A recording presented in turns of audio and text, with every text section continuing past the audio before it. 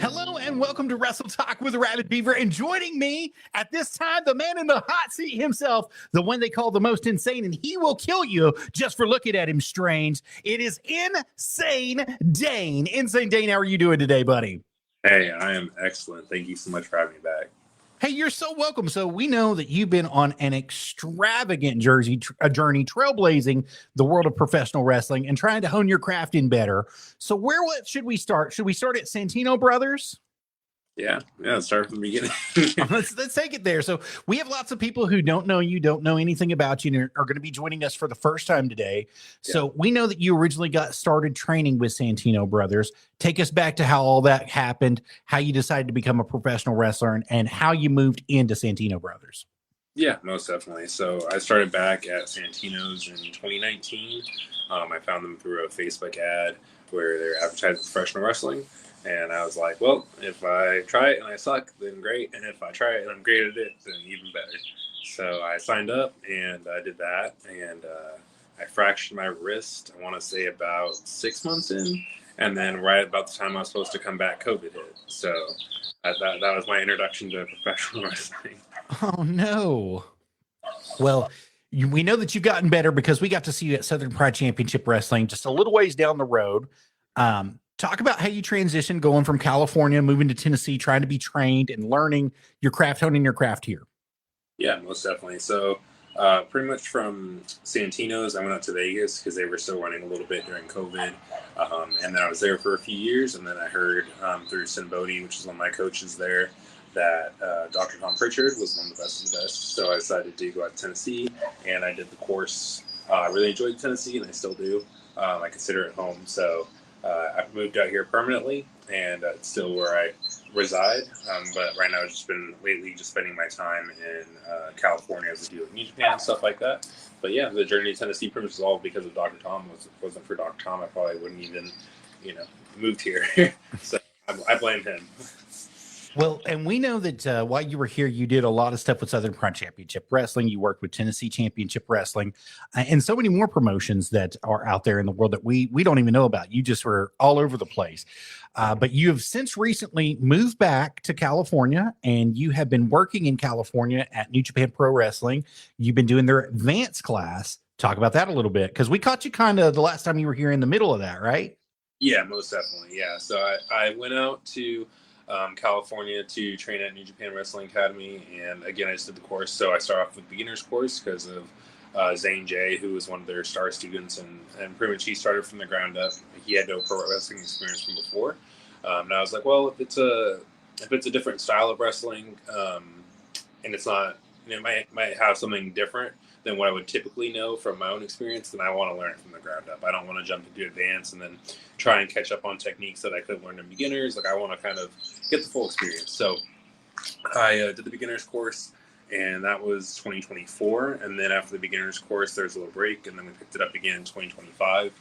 So I was coached the entire time by Fred Rosser, who used to be Darren Young, and WWE, and yeah, he had a huge impact in my life growing up because I always watched WWE. I watched a lot of Nexus and stuff like that. So to have that little full circle moment and just tell him thank you, but also get to train under him and be guided by him has been such a cool experience.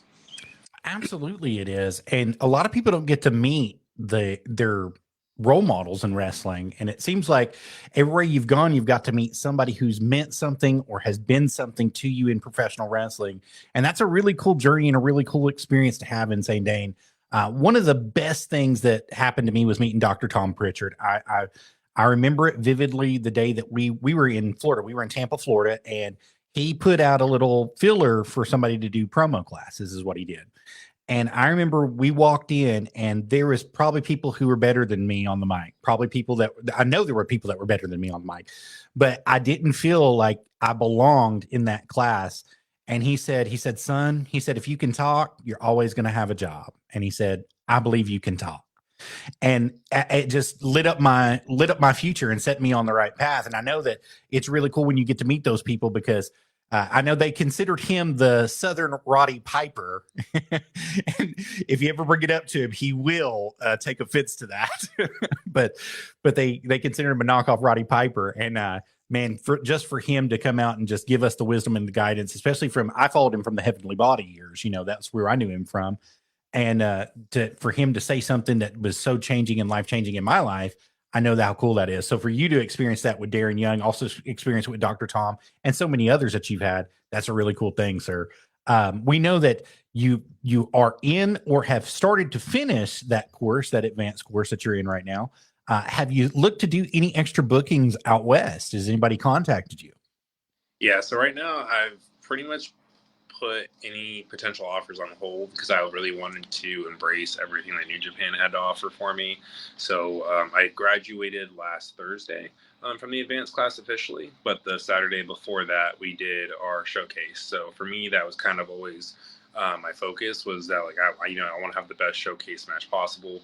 And so I really didn't take any bookings because of that. I just really wanted to be, focused on what the New Japan wrestling style is and what they're looking for, which is a little bit different than what traditional wrestling is. It's a little bit more, a little bit less, I would say, entertainment and more on the side of like wrestling. Like they want to see more of your natural wrestling skills and not so much character work, which for me being a big guy of character, I had to like learn kind of like how to drop back and to kind of show who I am, but through the more serious kind of wrestling style. And I just didn't really want to confuse myself by like getting on the indies again and just kind of be like, oh, I'm back to my old habits. Like really just I want to be on my, cross my T's and dot my I's about all that. So now that I've graduated, pretty much my horizons are wide open. I've been in talks with Santino's about doing some of their shows because they run pretty much twice a month. And then I've been talking to just about anybody I can get in their ear from Tennessee to California and anywhere in between about just seeing what promotions are running and what shows I can get on to really spread my wings and kind of apply everything I've learned. Well, you said something very important. You said that you had to learn how to hone yourself back and let your work in the ring talk versus being a showman and letting the show talk. How hard of a transition is that for you, somebody especially like you that we know you from the show? Yeah, it was difficult. It was difficult because it wasn't so much they said like, hey, you can't do this, but if it was something that I brought up to them, like, hey, I do some stuff that's comedy or do some stuff that'll make people laugh. They're like, yeah, let's not do that on the showcase.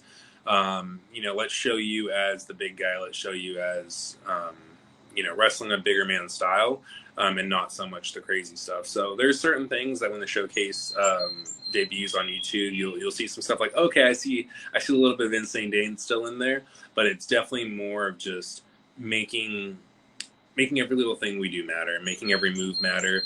And so much about New Japan when it comes to the Young Lions is that they are big on the basics. So the body slam or the hip toss or a Beal, or going after a move like, let's say, a Boston Crab is such a big deal over there that if we do that in American wrestling, like, oh, it's just Chris Jericho's move, whatever. But to them, it's like, hey, that move can, take the match home. If they get that in or if they get, a certain arm bar locked in, like that's the whole match. So it's definitely different.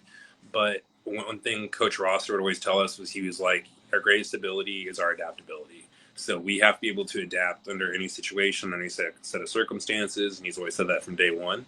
So for me, it was a struggle, but it was also like, if I want to be adaptable, whether it goes from AEW, WWE, TNA, or even just New Japan style, I'll be able to adapt to whatever they need from me. And if that means drawing myself back or, learning a different style, I want to show that I can do that, because at the end of the day, that's going to make me better, but it's also going to make me more versatile because I'll be able to adapt to different styles. Well, it'll make you better with everybody you're in the ring with as well. And you mentioned something extremely important that doesn't get talked about enough, and that's no wasted motion, no wasted time.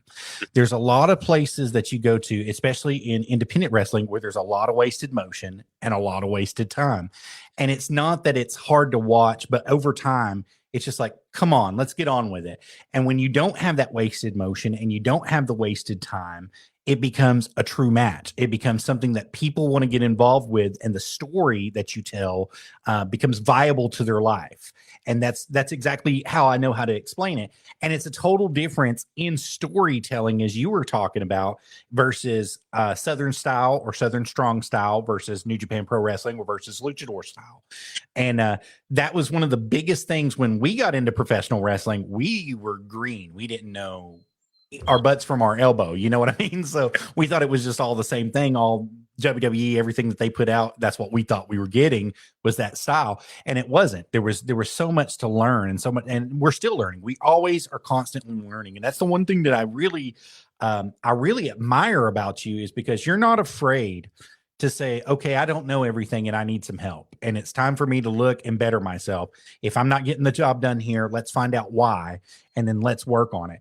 And so for you to step back from your character, step back from who you are and who we know you as, and to put you up in that pedestal, to see that your character is actually building with the story you're telling versus the gimmicks that you want to have, that's a huge thing for you, Dane. And I can see you excelling and going straight through the roof with it as you learn.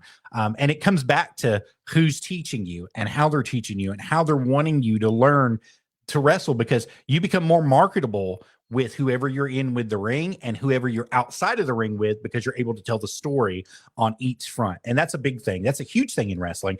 And I like I said, I admire you for wanting to better your craft and learning that craft. And there's so many doors that will open up just because of that. And I'm going to tell you right now, if you're looking to book Insane Dane, this would be the man to book right here if you want him for any reason whatsoever.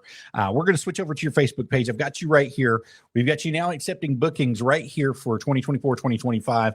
And it shows your resume there. You can see everything. And if you're wanting some clips, you can message him directly. He can get you some clips of his footage. Also, he has them on Instagram, and he also has them on his Facebook page, where you can see his promo work and also his in-ring abilities as well. So he would be a great one to book for you guys anytime that you have it, for any promoter that's out there watching.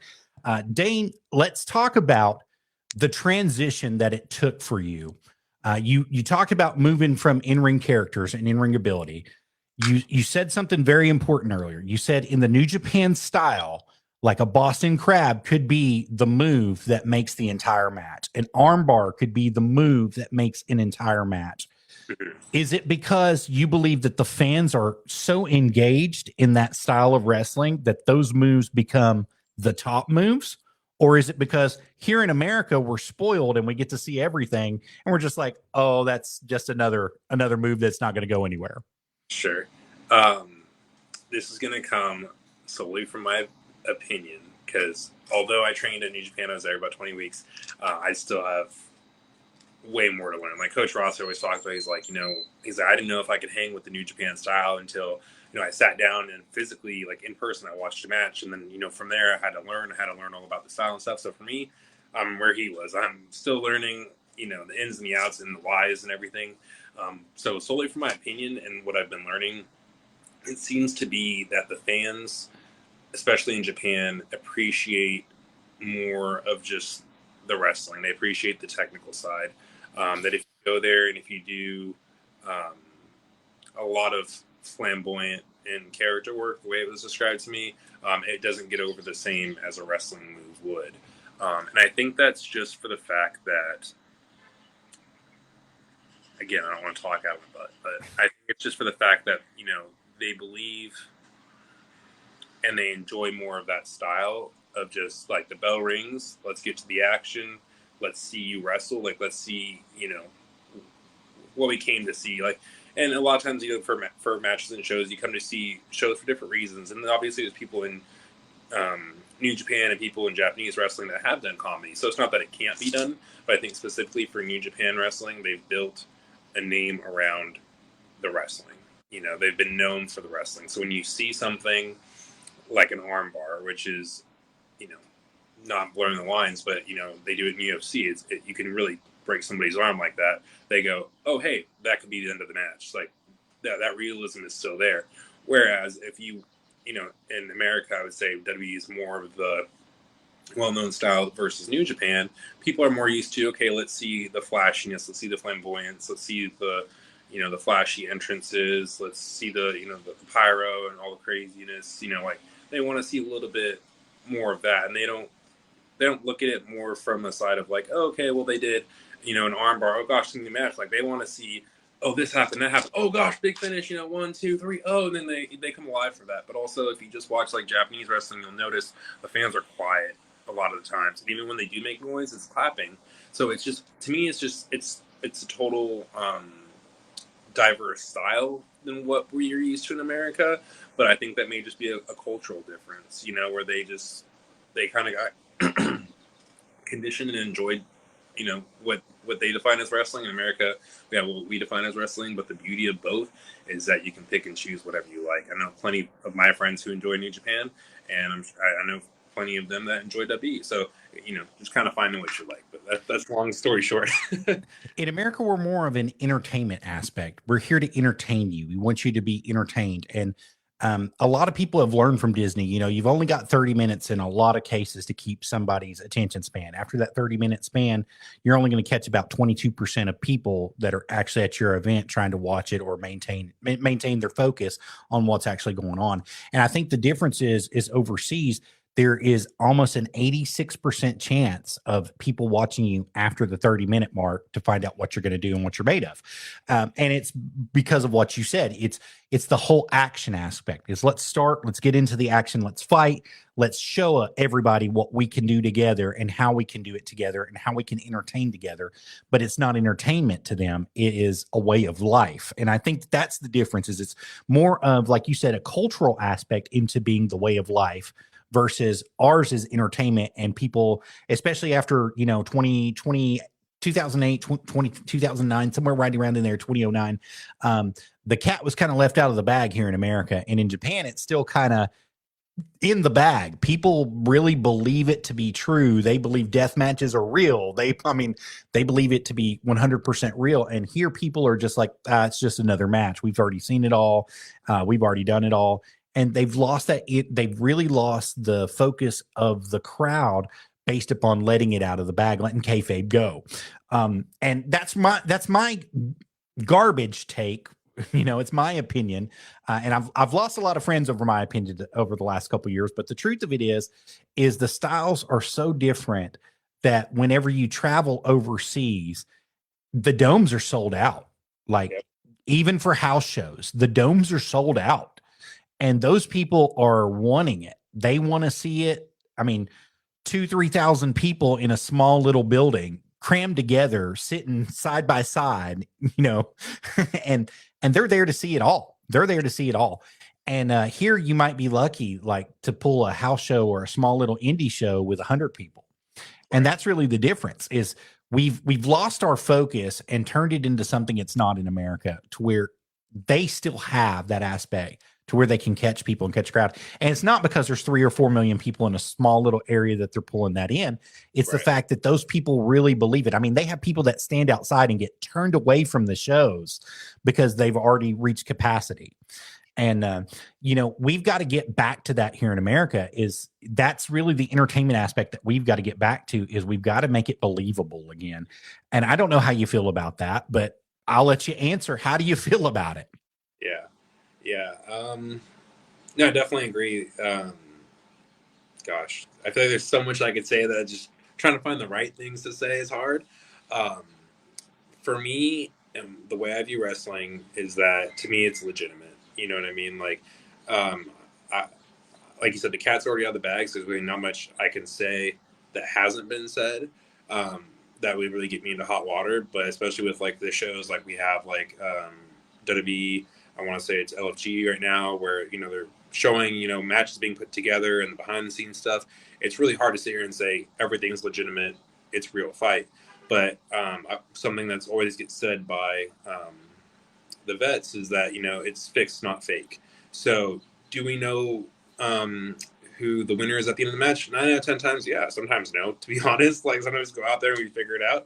But for the most part, yeah, we do know who's going to win the match. But there's also the legitimacy side of it that, like, I just went and got an MRI scan the other day because I have to check on my head. I have to make sure that all the concussions and all the falls that I'm taking and all the risks I'm taking in the ring is not being, excuse me, pretty much it's not being reflected onto me. So I'm making sure that I'm in good shape, I'm in good health, because things do happen. I mean, we look at wrestlers like, forbidden to say, but like Chris Benoit, who just, his brain was just so traumatic at the end of the day. I'm really glad that you mentioned this because nobody talks about it a lot. Nobody talks about him, or if they talk about him, they talk about him in the bad manner of what happened. And we have to remember who he was in the ring first and foremost. Sure. Yes, that stuff happened. Yes, it was wrong. Yes, it was evil. But you have to see how many bumps did the man take before it got to that point? Right. And how did he take care of himself? And did he tell people no when he should have? We don't know these answers. Well, we know some of them because of what happened. But I can't take anything away from him inside the ring. Any of his championships, any of his run with WCW, any of his run in New Japan Pro Wrestling, any of his run with Mexico. I can't take any of that away from him because of how good of an entertainer he was. And I catch a lot of heat for this. I've lost a lot of fans for this, for saying this. But if I had to choose one person that I knew was going to be there and I knew was going to do business, that was Chris Benoit. Sure. Chris Benoit meant it. And the work he did with Eddie Guerrero all around the world, 15 plus years worth, the work that he did, it never got unbelievable. And I think that that's what we're missing today. That's the amount of storytelling that we're missing today, the long-term storytelling that we're missing today that we've got to get back to. And how do we get back to it? We make it believable again. How do we make it believable again? We make stories that are viable. In Memphis, they used to have this sign that hang in the office, in Jerry Jarrett's office, and it said, real life problems make real life money. And that's really what it is your real life drama is going to be a moneymaker. It's going to be a real moneymaker for you, no matter what it is. And it doesn't matter if it's, my Lord, you look at some of the stuff that happened between Tommy Rich and Jerry Lawler. You look at some of the stuff that happened there, and you can actually see the personal aspect of it start taking place. And I'm using Memphis as an example. It happens everywhere. Eddie Guerrero and Chris Benoit was one of the biggest ones where it happened. Yeah, they were friends outside the ring, but they weren't always friends outside the ring. Sure. There was lots of stuff that happened in between both of their relationships, and the relationship with Chris Benoit's wife at the time that took place, and nobody knows a lot of the ins and outs of everything that happened, but Eddie wasn't married all the time that he knew him, and there was a lot of stuff that happened there, and it caused a lot of problems. But after they got over that bump, they became friends. They became good friends.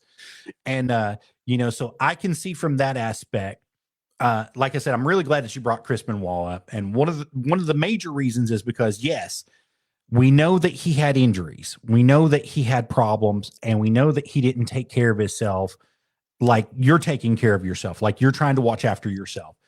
How do you prevent the accidents from happening? How do you prevent the head injuries from happening? What's the best way, in your opinion? So the long story short is that there's no best way. Every time we step into the ring, every time we fall, we're essentially taking a fall that's the equivalent of a 30-mile-per-hour car crash every time. Like, there's just no way around it. If you go to a professional wrestling school that has reputable coaches, you're going to get taught the right way, how to fall, how to get hit, how to hit, all that good stuff. But there's marginal room for error, like doing something safe and doing something dangerous is about that far apart. And falling, like I just said, there's no way around it. Like, once you fall, you're taking that impact, your head's taking that wobble, and no matter how hard you tuck your chin to your chest, like, you're still taking those risks, and that far away from hitting the mat, but your brain's still getting rocked every time. So the only thing I can do, which I just speak from self-experience, I just try and take care of myself. So I go to the chiropractor. I see my primary doctor. I got a head scan for the first time in about 6 years, and I got a call today. It looks like I'm all clear. So to them, they don't see anything major. But it's still something that, like, I'm always self-conscious about every time before I get in the ring, is like, how am I going to keep myself safe? Because you can't rely on the other person. As much as business is built on trust, you have to safe proof everything for yourself, because if they're too tired, or they happen to drop you, or they slip or whatever, it's your life that you're putting in someone else's hands. So it's a lot. It's not a whole lot you can do, but Coach Ross always tells us take care of our bodies, take care of your bodies, take care of your bodies, because you only get one body. So that's my best bet. Well, accidents do happen. They happen all the time. They happen to everybody. And even the best of the best have accidents, and they have incidents that go on and they take place. And it doesn't matter how much chemistry, like you said, that you have with somebody, because like you said, one day they might not get enough sleep, and one day they might be fatigued going into the ring, and they might have actions. When you fall at about 36 feet a second, which you said is about the equivalent of 30 miles per hour whenever you hit the ground. Your body takes that impact all over. It's not just your back. It's not just your neck. It's not just your hips. It's every piece of your body that you take whenever you flatten out. And over time, that can do a lot of damage to you. I mean, I know people, we can name them. Roddy Piper had 2 hip replacements. He had a shoulder replacement. Hulk Hogan's had 3 back surgeries that I know of, and since I've been watching wrestling. And Sting's had 2 rotator cuff replacements. He's had a back surgery. Just over time, your body wears out. And the thing I'm getting at is, how do you try to keep yourself from wearing out over time? How do you make sure that you have the longevity, and what are you doing to prevent things? Yeah. Longevity for me is just thinking about what I'm doing before I do it. So if I go into a match and I say, well, I'm just going to take, every fall I possibly can, everything that gets pitched to me, I'm going to say yes. Then I put myself in like a very dangerous, bag of water there. Cause it's like, what I always look at matches like, what does this match really need? Because a lot of matches, they don't need a lot of falls. They don't need a lot of blood. They don't need a lot of chair strikes. They don't need a lot of contact even sometimes, right? A lot of matches need a story. And how you tell that story and how you go about telling that story can do more than just saying, well, I'm going to go out there and I'm going to do every move that I know in my toolbox, and that's how I'm going to tell the story. Which it's fine and it's doable, but it also shortens a lot of careers that way. Bobby Eaton said the exact same thing to me about 5 or 6 years ago. He said the exact same thing, almost word for word. He said, it's not about taking all the big bumps and putting yourself in all the risk. He said, it's about telling the story and telling it properly. And if you can tell the story and tell it properly, you might only have to do one big bump during the match and not have to worry about anything else. And he said, you'll get the crowd involved in it if you can tell the right story. And I think that's where we've got to go back, is telling the right story, getting the right story with the right people involved. And you can tell it with anybody. I think that's one of the things that WWE really does well. I've kind of crapped on them a lot here recently. I've kind of made some pretty good enemies up at the top. But one of the things that they do is they tell good stories, and they get the crowd involved in the storyline that they're telling. They might tell it a little bit too long. Like, I'll be the first one to tell you, I hated the Bloodline after about the first 7 months. I hated it because it was just too drawn out for me. But they told the excellent long-term storytelling with it, and how they told it was proper. They did it the proper way and the right way. They kept and I know what they were doing is they were getting the money from all the territories that they were going to, all the areas that they were going to keep it alive. And then when it was the big show, the big payout, they flipped everything on everybody. And I know that's what was going on. And I know that they had to do it that way, because if they would have turned it in, let's say, Iowa at a little house show, nobody would have believed it anymore. Sure. So they kept it alive long enough to keep it going. And they're still going on with some of it, but I think that's one of the things that they do better than anybody else inside the arenas right now. TNA is really good, but man, they just don't have the storytelling that WWE has. And it's not necessarily a funding issue for me. It's more of who's in creative and who can write for you. And I think that that's a lot of it is we have a lot of great minds in the business that, and please don't take me wrong, Dane. Please, fans, don't take me wrong when I say this, but there's a lot of people who are in the ring that don't need to be in the ring. They need to be in the back writing, because they are so much better writers and so much better producers and so much better cameramen than they could ever be inside. And they're living their dream. I get it. You're living your dream. You got one life to live. You got to go after it. But if you excel in a certain area, you're going to excel in that for life. You're not going to have anybody tell you, no, you can't do this. No, this isn't going to work. No, you might have some ideas that people go, I think that's a little bit too far, but we're going to make this work. And I think that's one of the things that WWE has excelled in, is they found the people that can write the stories, and they stay writing those stories, and they keep on them until either A, they quit, or B, they retire, one of the two. And they do such a good job with it that they're head and shoulders almost above everybody else because of it. How do we get back to that, Dane? How do we get back to finding the right people for the right place at the right time? Right. I mean, a lot of it's luck. Like, I think when we talk about the Bloodline story, a lot of that happened to be luck, right? Like, what if The Rock wasn't the, I'm not sure of the correct term, but like the CFO or whatever of, TKO? Like, what if that never happened? He may not have had the pull that he had to pull the strings that he did. What if The Rock was never born? Where would WWE be now? What if Cody was never born? I think a lot about that a lot, but even more so about musicians. Like, I think about the Sabrina Carpenters and the Billie Eilishes, and I'm like, what if they were never born? Like, what would music be, or who would be popular, or what did they do different that got them to where they were? But also, what if that song never got? What if that Post Malone song never made it to SoundCloud? He wouldn't be where he was now, have the success that he does now. But would he have found a different avenue? Possibly.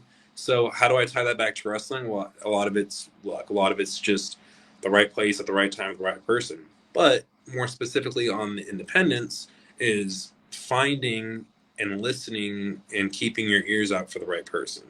And I'm not one to like toot my own horn, but like you said, some people aren't, the best wrestlers, but they're better behind the scenes. I love wrestling and I love doing it. I don't know if I'm the best at it per se, but when it comes to storytelling, when it comes to putting a match together, when it comes to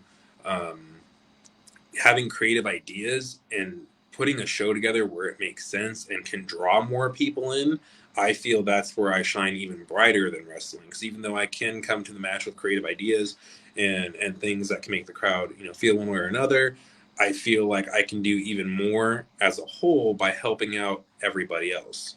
And for example, like this last TCW show that we did, I put in the group chat. I was like, hey, I'm coming off 20 weeks of New Japan. If anybody has any questions about wrestling, but more specifically New Japan, please come and ask me. Like, I'd love to be an open book of knowledge. But then also watching how the show went, I was like, man, I wish somebody would just look at me and be like, hey, this guy's been a little bit of everywhere. He's done a little bit of everything, and he wants to help out. He wants to give back.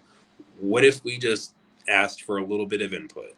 Or what if we just said, hey, with your match tonight, what about this or what about that? I feel like it would have made a lot better show, but it also would have drawn a lot more people in for the next show, and we could have grown that product even bigger. Well, do you want short-term pop or long-term fans? Because you can have one, but you can't have the other. You got to figure out if you want short-term pop or if you want a long-term fan base. Long-term fan base pay out more. I'm just going to be honest with you. And, you have been all over. You've done all sorts of things, which kind of leads me to my next thing. You had a WWE ID tryout seminar with Gabe Sapolsky, right? Right. How did that go? Crazy. It was a crazy week. We trained, Santino's in New Japan that week, and then that Saturday we had the showcase. And the showcase I felt was good, but I felt like I could have done a little bit better. And I was like very hard on myself that day. And then I went to sleep, and then I woke up, was like, gosh, I got to do the WWE seminar tryout with Gabe. And I've done 2 before, so this one I felt confident going into it, but I felt less confident how the night went prior. So I was like, oh gosh, like this is my chance to really capitalize on my mistakes from yesterday. So the seminar was really good. What was different this time was, instead of just saying, hey, we're looking at the indies, like, yeah, we're looking at the indies, but we also now have the ID program. He's back to running, gosh, I want to make sure I get it. I think it's like W Evolve is what they're putting the ID on right now, right? Okay, I want to make sure. So I saw I keep forgetting what promotions are which because of with LFG and everything. But yeah, so he's back to running Evolve, so they're putting the ID people on there. He talked a little bit about that, and then we had matches. So matches with Gabe are usually about 3 minutes long. So when you talk about telling a story, you got 3 minutes. 3 minutes, baby. And he want the, he doesn't want the gaga, he doesn't want the drawn out, he wants, just like Japan, he wants the action. So on my Instagram page, if anyone wants to check it out, _insane_Dane, I actually shared it because it was a match that I'm really proud of. It was a match that I had done I want to say a week or two before. And then our coach, Eli Everfly, was like, hey, great match. Here's what I would do. So going into this, I was like, hey, we're going to hit about the same time. But I was like, we need to kind of clean up what could have been better before. So we cleaned it all up, and we actually got the loudest reaction from the entire day in terms of tryout matches from the people that were watching. And then Gabe said it was a really great match, and that he really enjoyed it. So I felt like that was a very successful weekend. That's a great successful weekend. I think I was talking to you about it earlier. I know that he and Brian Kendrick had a school at one point in time, and they were putting it together. And Brian Kendrick's trained a lot of people and helped out a lot of people.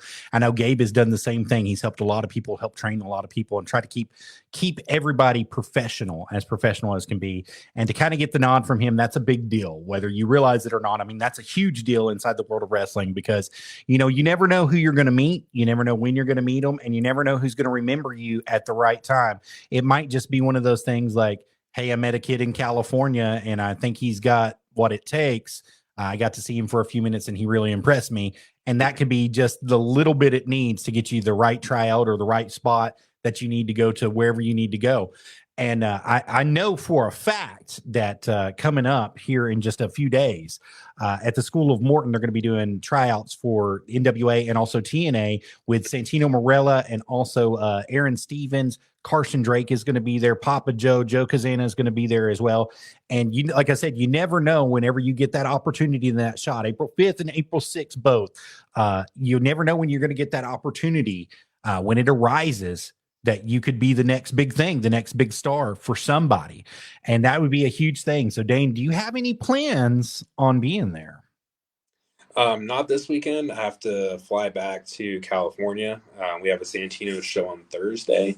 So just the timing and the dates didn't work out, unfortunately. But like you said, I definitely think it's one of those opportunities that you just can't miss. Like for those who are local or for those who have to travel, it's just one of those things that, especially if you're not doing anything else, if you haven't had a scouting, tryout, or you haven't done any of that, like that's the place to be. If I didn't have New Japan Showcase followed by Gabe Sapolsky, that would be my priority, was to be there. But because I had that, that's kind of where a majority of my focus went to, and money wise, that's where a lot of that was.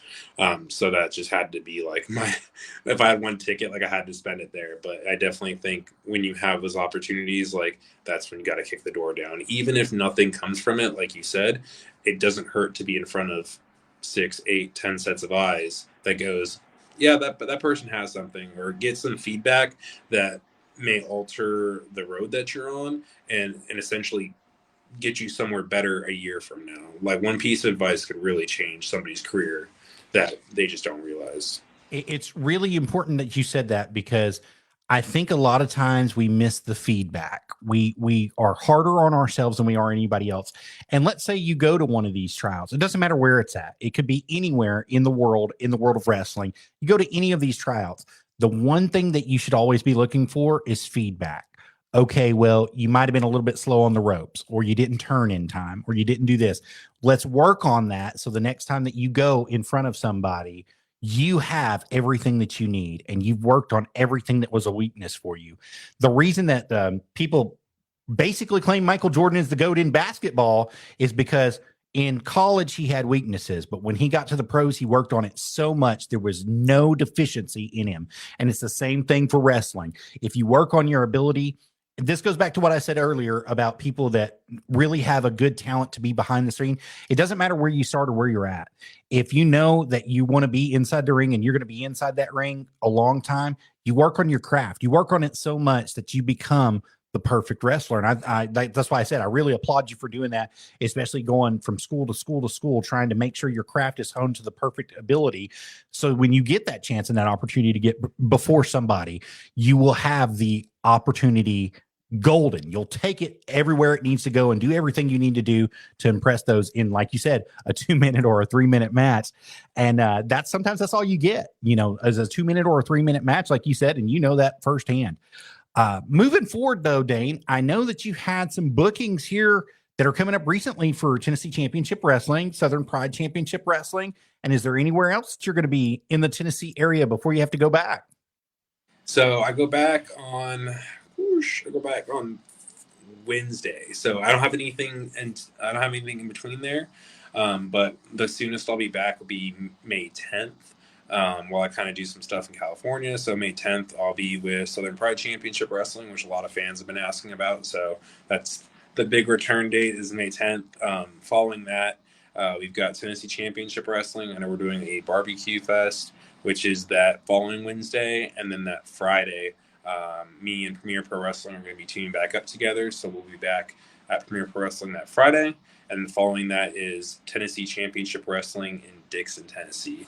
So got a whole lot going on there, and I'm in talks with a lot of different promotions around Tennessee as well. So once that loop wraps up, we'll be looking at what the next loop looks like and working for different promotions and stuff like that. Yeah. Awesome. That'll be really good. I mean, we'll love to see you out there. So you guys caught that from May 10th forward is when he's going to be back in Tennessee, and he's going to be making his loop, Southern Pride Championship Wrestling, Premier Pro Wrestling, and also Tennessee Championship Wrestling. So you guys can catch him any given weekend on those once he comes back in May 10th. Insane Dane, any advice for anybody watching out there? Anything that you'd like to say to them? Yeah. If you're a fan, please keep supporting pro wrestling, because you guys are literally the bloodline, and no pun intended, but you're the bloodline for what keeps wrestling alive. I mean, we're all fans at the end of the day and at heart, but if we don't have any fans that are paying a ticket to come see us, we're just wrestling for ourselves. So please definitely keep showing up. If merchandise is your thing, please support the independent wrestlers that work really hard to buy merch and have quality merch. So definitely help out with that where you can. And if you're a wrestler, I always say find a reputable wrestling school if that's what you want to do. Don't be afraid to travel. Go to different wrestling schools, even if you just drop in for a day or two. Be a sponge for knowledge. Don't be afraid to ask questions, especially if you're on the independents, and especially if there's somebody that maybe you don't feel is better than you. But like for me, I would say I'm more well traveled than most. So there's nothing wrong with being like, I don't know if that guy's better than me, but I just want to watch my match and just get feedback, because not always will feedback apply to you. But what if I say something again that improves your match to where maybe you had an okay match and next time you have a better match, and you end up selling more merch, you draw more fans, and therefore you get paid more at the end of the day. So especially right now, because I do assistant coaching with beginners at Santino Bros. So much of my passion for coaching and giving feedback and helping people grow is being used at a well-known wrestling school that wouldn't have done that for me if they didn't think I had the chops to be up there alongside an Eli Everfly or an El Primo Henyo or a Slice Boogie, and especially if they didn't see the passion in me. Like, I'm so passionate for helping people and giving feedback and seeing that light bulb click for people where there's like, man, I started wrestling 3 weeks ago, but I'm so much better today. I'm like, thank you. Thank you. Because that's what I love to see. I love to see the confidence. I love to see the energy. So yeah, don't be afraid to ask feedback. That's all my main points.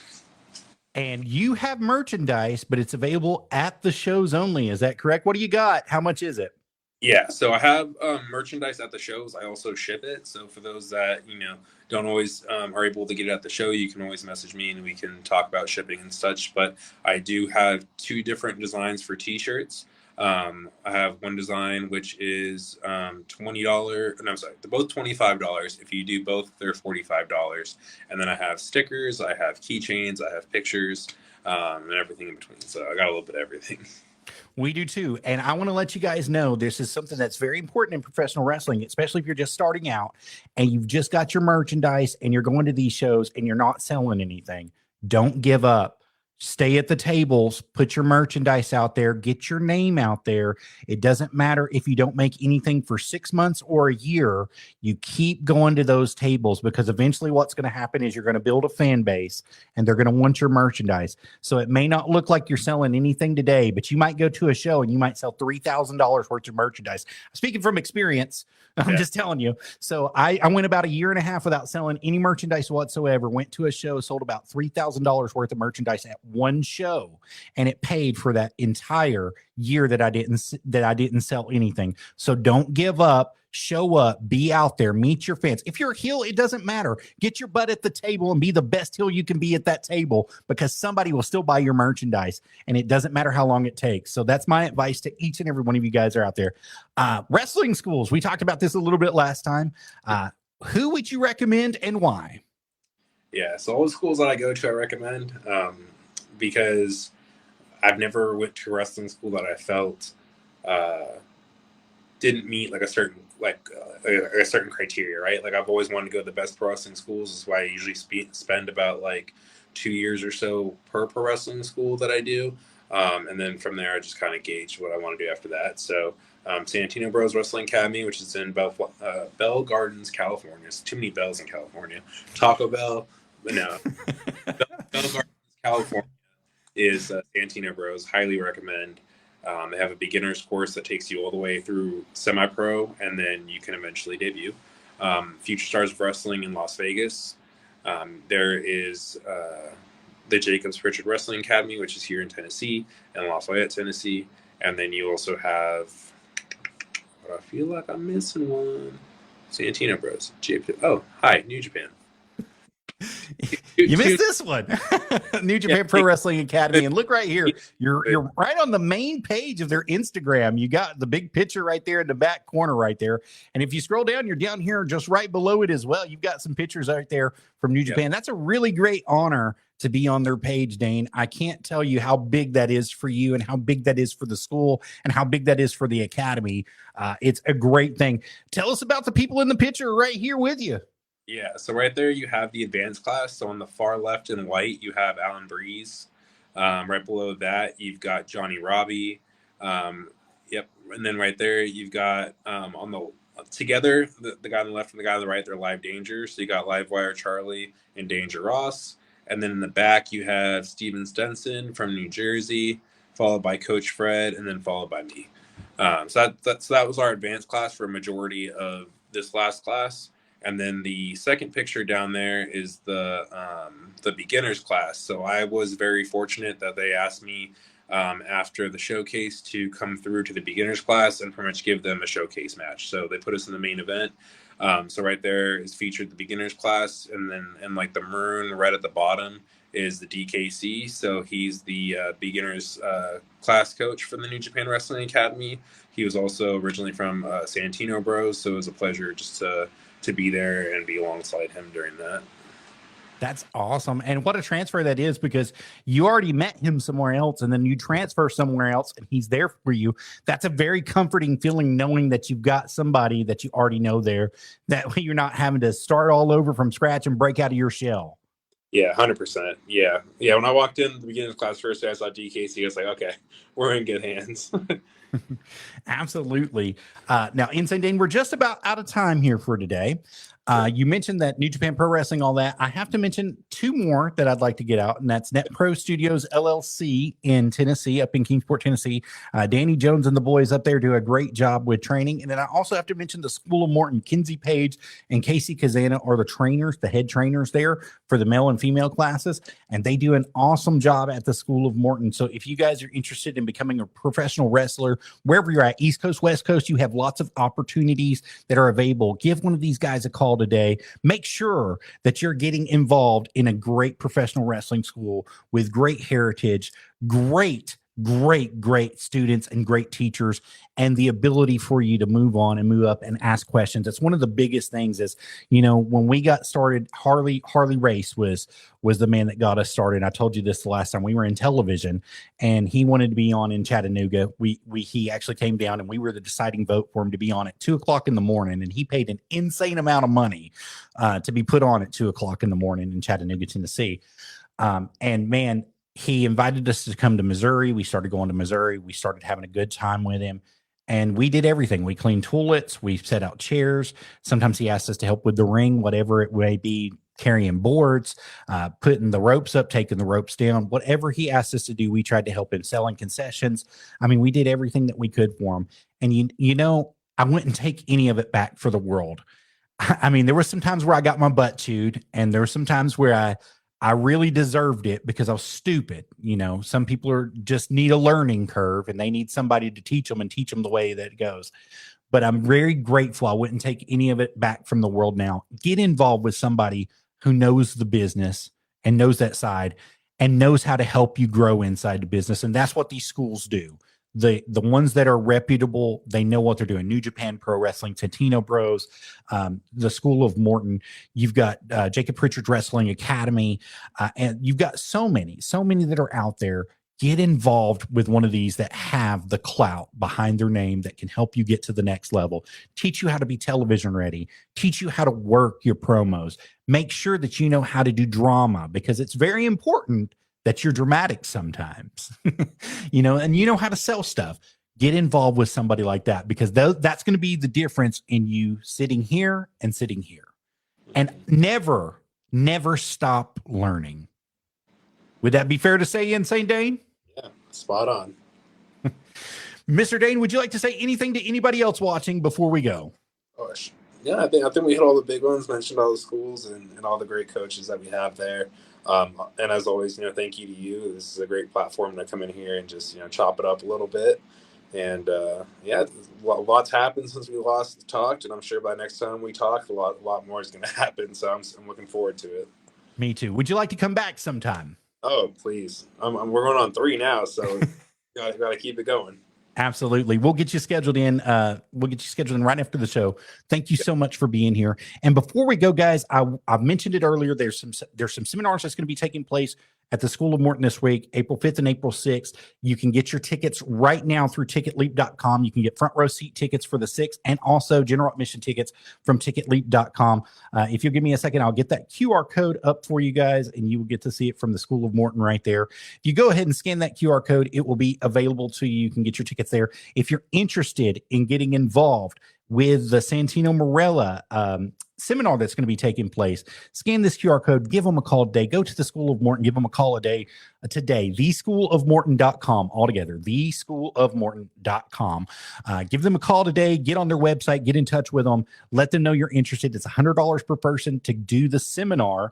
I need to tell you guys that up front. Seating will be varied for the actual legacy show that's going to be taking place April 6th, but you have the opportunity to get in front of a lot of big eyes for the NWA, for TNA, and you will be able to have feedback given to you, and you will also be able to grow from the seminar. Everybody can learn something, whether you're in production, whether you're a cameraman, whether you're out there at the booth. You can learn something from these guys that have been there and done that. Please give that out today. Also, we've got our Buzzsprout Power Slam members. If you want to become a Power Slam member, go ahead and scan that QR code for as little as $3 a month. You can support our channel, support our podcast, and help us grow. We would love to have you do that. And in return, you get a volume of 6 seasons full of Wrestle Talk with Rabid Beaver, radio style, and you all can listen to those as much as you want or as little as you want. Without being a Power Slam member, you only get season 6 currently is what you are involved in. So you do get the first 6 seasons for free, plus the additional for $3 a month. You can do that for us. Please go ahead and do that today. And finally, if you guys would like our merchandise, I have merchandise available for you as well. If you scan this QR code right here, you can get your merch today at www.streamlabs.com/Rabid Beaver. That's ARABBID, the number 3, AVER/merch. It'll take you directly to it. You can get one of these beautiful polos like I got today. You can also get our t-shirts. You can get our Camel Toe Adventures music merch. You can get our Op and Fox music merch there as well. Go ahead and get you some of that good stuff. And also our dirty little 9 dials, as you see right there in the picture. The dirty little 9 dial is there for all of our gaming and live streaming availability for you. Thank you guys so much for this. Insane Dane, thank you for being here today. I appreciate you. And if there's anybody out there that's watching that is wondering, you too can be a professional wrestler, and you guys heard it right here first with Wrestle Talk with Rabid Beaver. Thank you guys so much. You all have a wonderful evening. All right, take care. See ya. Bye, guys.